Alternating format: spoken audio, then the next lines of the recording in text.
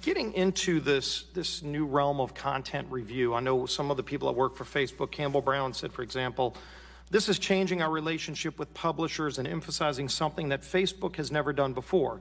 It's having a point of view. And you mentioned the Diamond and Silk example where you I think described it as a mistake. Were the people who made that mistake held accountable in any way? Congressman, let me follow up with you on that. That situation developed while I was here preparing to testify, so I'm not in all the details. I do want to ask you about a study that was done dealing with the algorithm that Facebook uses to describe what is fed to people through the news feed. And what they found was, after this new algorithm was implemented, that there was a tremendous bias against conservative news and content and a favorable bias towards liberal content.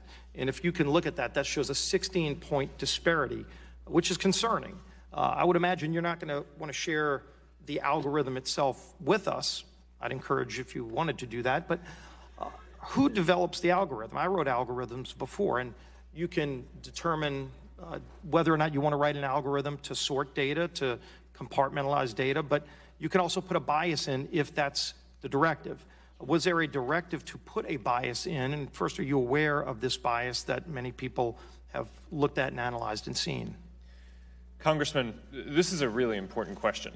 There is absolutely no directive in any of the changes that we make to have a bias in anything that we do.